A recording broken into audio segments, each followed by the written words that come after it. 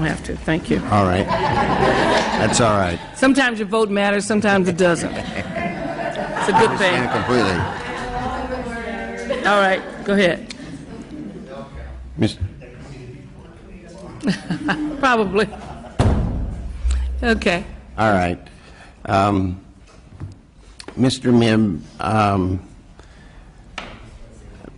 became known as an agency that was one dedicated to the proposition that Californians deserve to have the security of health insurance coverage, and was dedicated to making that happen in any way that the legislature and governor assigned to it. So it, and because of the requirements of the Public Records Act and public meetings, the development of the programs of the board were developed in a transparent fashion.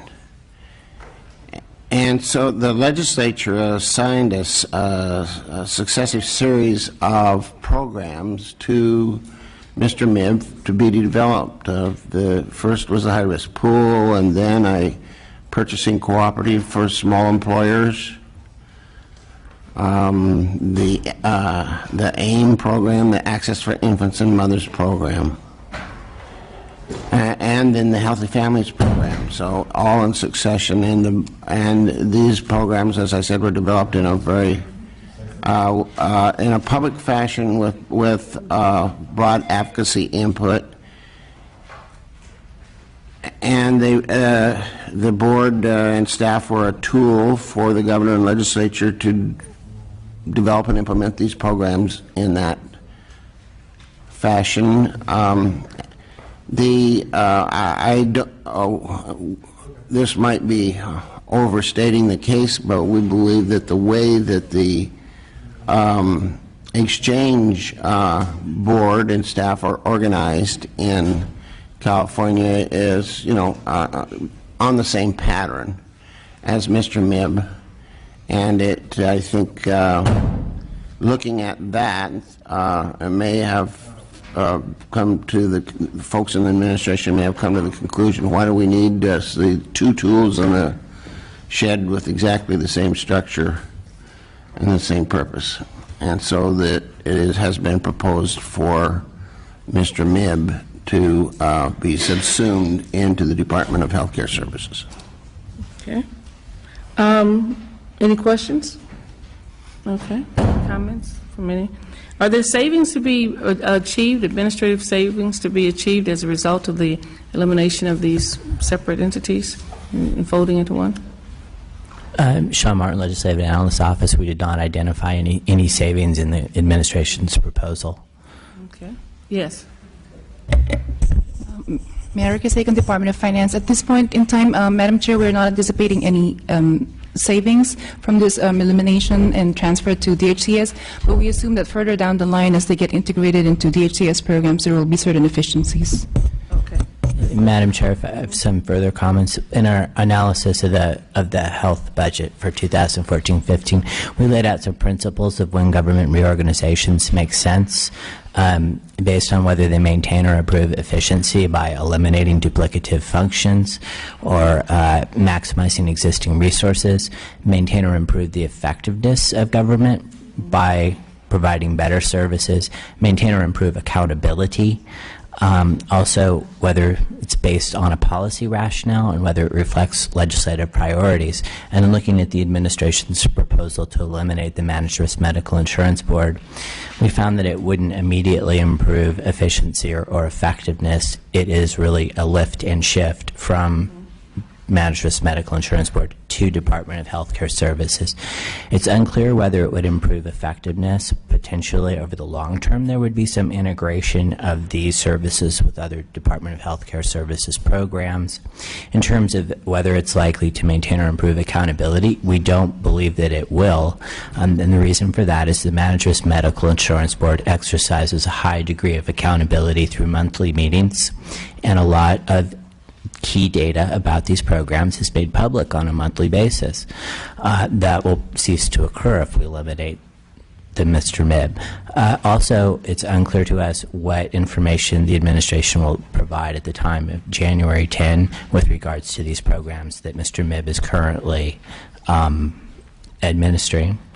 Now, there's the reorganization is based on a policy rationale. The administration argues it simplifies enrollment processes to our consumers applying through Covered California to two options, Medi-Cal or Covered California, and we think that's a valid point. And we just recommend that in the future they be required to report on whether they have, in fact, improved efficiency or effectiveness. Okay, fine. Thank you. Any other comments? Do what?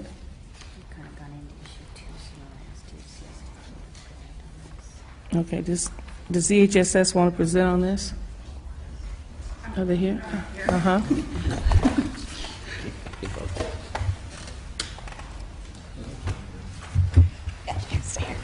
I think just a couple comments to address some of the questions, particularly about the detailed transition plan. We are working collaboratively with our Mr. Mibb partners to develop the detailed transition plan for both the programs themselves as well as the administrative transfer. The draft transition plan will be made available to legislature and stakeholders on May 1st, and then we'll take stakeholder feedback, and then we'll incorporate that and have a final plan in early June submitted.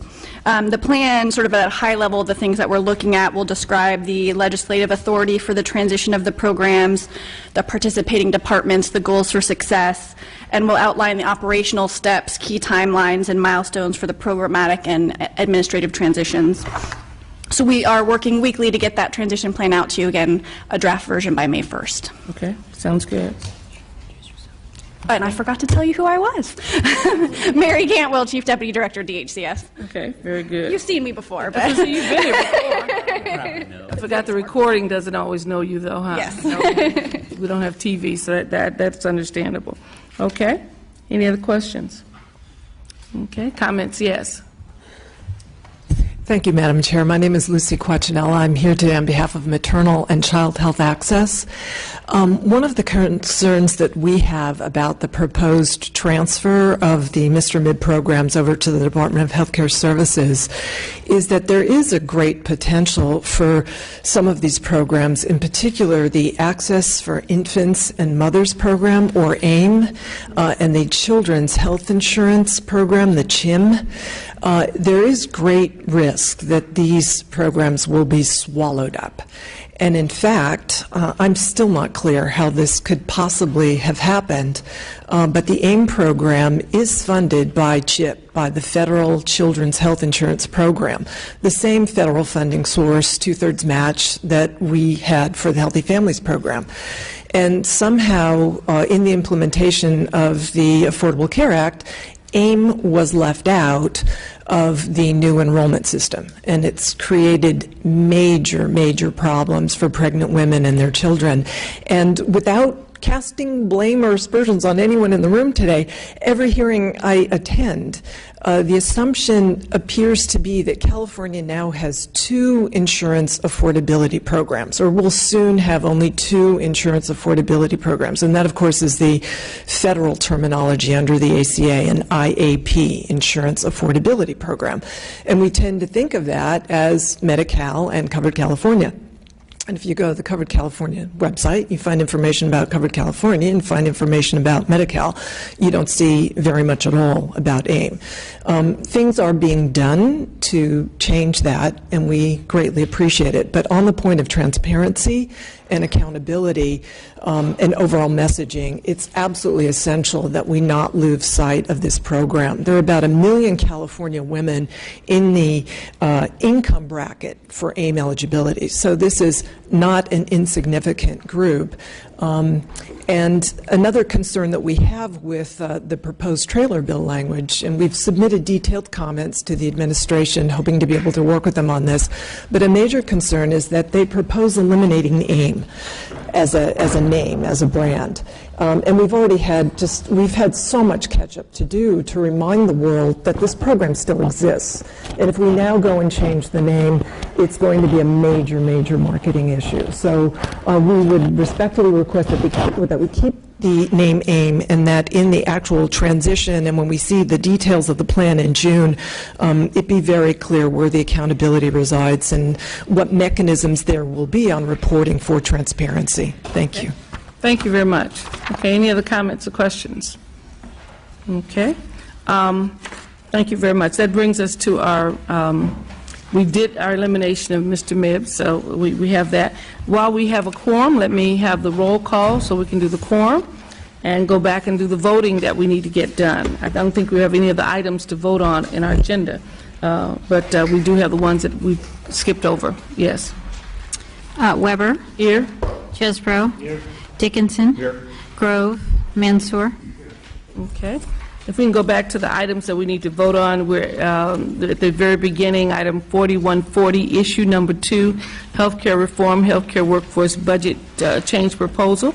That's issue number 2 under 4140. Is there a motion? So moved. Second. It's moved. It's been second. Okay. Roll call. Weber. Aye. Chesbro. Aye. Dickinson. Aye. Grove. Mansour. Madam Chair, if it's okay, I'm going to just add on a couple minutes. I just want to... Okay. Well, okay. You're off for now. Okay, fine. Do you need a couple of minutes to look over items, or you know what you're voting on? Okay, sounds good. Issue number 3, which is the hospital inpatient discharge data audit, BCP. So moved. Second. It's been moved in second. Okay, roll call. Weber. Aye. Chesbro. Aye. Dickinson. Aye. Grove. Mansour. He's off until afterwards, okay. That's issue number 5, which is mental health workforce education. That passed, that's out on a 3 and 1 abstention. You'll hold up. Issue 5, which is mental health workforce education and training, BCP.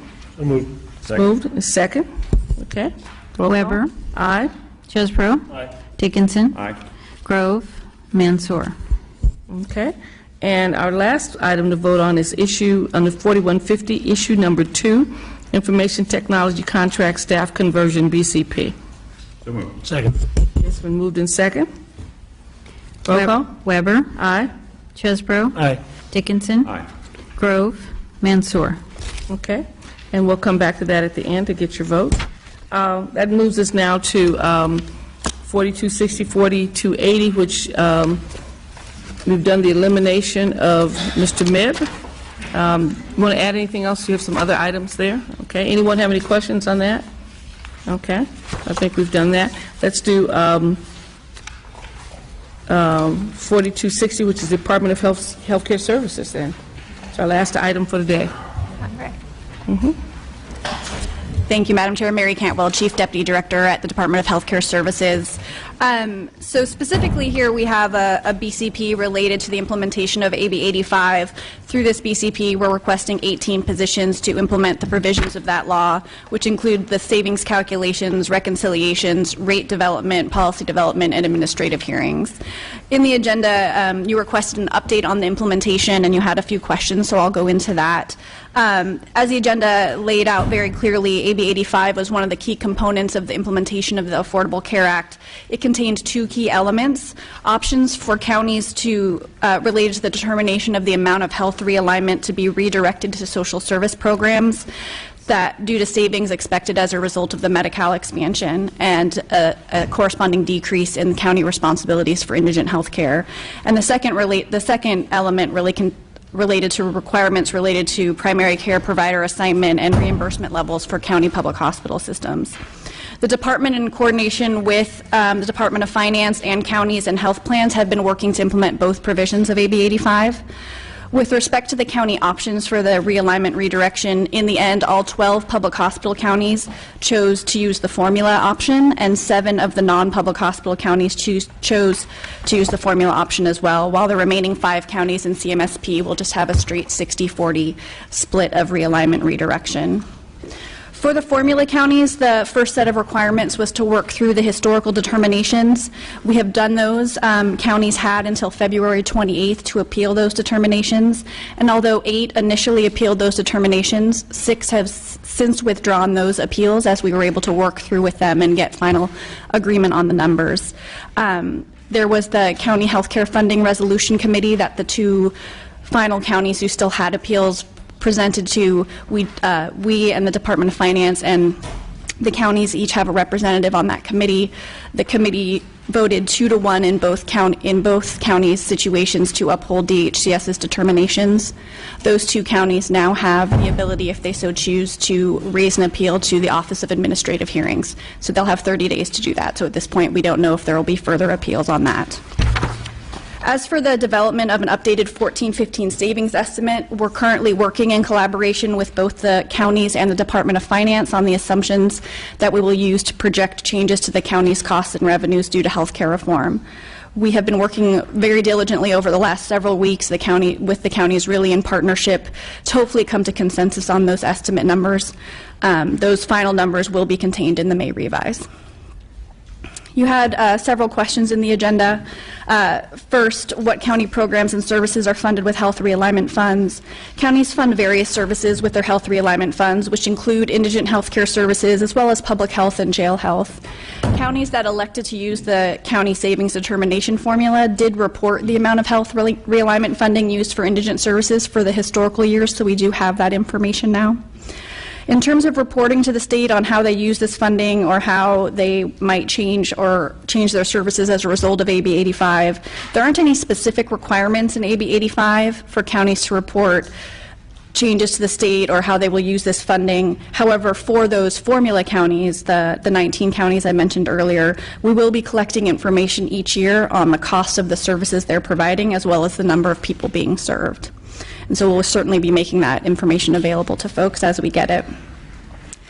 And then finally, the final question was, what is known about ongoing public health and healthcare costs for counties, such as the remaining uninsured? Our assumption, and the assumption under AB 85, is that there will be some decrease in indigent care costs as a result of the expansion, but we understand, of course, that some costs will remain, and of course the public health costs will remain. The intent of the formula is not to redirect funding for public health. In fact, that piece is set aside completely. And it's also not intended to impact counties' abilities to serve the remaining uninsured. The formula takes into account the revenues and costs related to the indigent, and this completely excludes public health, as I mentioned earlier. And then it calculates the amount of savings that a county is achieving and then redirects 80% of that savings. So I'm happy to take any questions if you have any. Could you get us a report on what the counties are doing specifically? You said you have the data. So we have all of the historical data in terms of the amount of realignment being spent that is currently posted on our website. We can make sure that we provide that information. We're also working on developing some more detailed fact sheets based on the data we did receive for the historical determinations.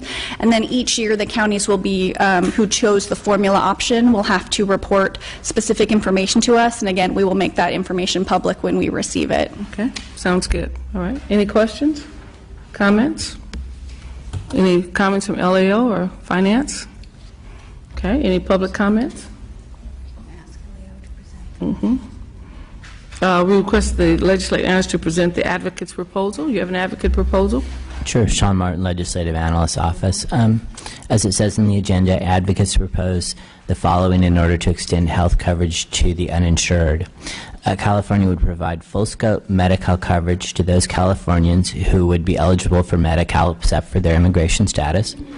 The state-county health realignment formula adopted last year would be amended to allow counties to count non-emergency care for the undocumented as a cost of a county it voluntarily chooses to begin offering such care or to reinstate access to care. And California would create a state-only health exchange for those Californians who are barred from participating in Covered California by reason of their immigration status. Okay. Any comments? Is there a price tag attached to that? Do you know? I didn't. It's not one there. Okay, it's in the process. Okay, any comments? Yes. Yeah, Ronald Coleman on behalf of the California Immigrant Policy Center. Thank you very much, Madam Chair, for having this hearing and hearing the advocate's proposal on this issue. Yet we are very concerned about the ability of the remaining uninsured to get care in the state. And as she mentioned, the formulas do allow for counties to provide for the remaining uninsured. However, that's actually not true if you're an undocumented Californian, if you live in a county that currently isn't providing health care.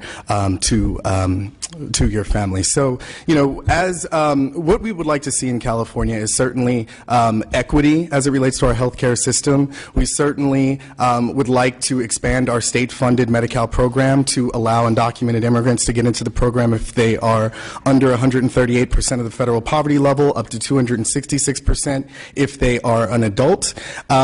We also believe that we should have parity as it relates to people buying insurance when they have the ability to do so. So if you are above 138% of the federal poverty level, we'd like to make sure that we have a marketplace for you as well as an undocumented person. So essentially, we'd like to have a parallel exchange which would mirror covered California and allow undocumented immigrants to draw down subsidies and cost sharing and be able to buy affordable health care coverage. We do think that our health care system only works when everybody participates, and here in California we certainly have a very sizable population, over 1 million people, that certainly will need to benefit from health care. Thank you very much. Thank you.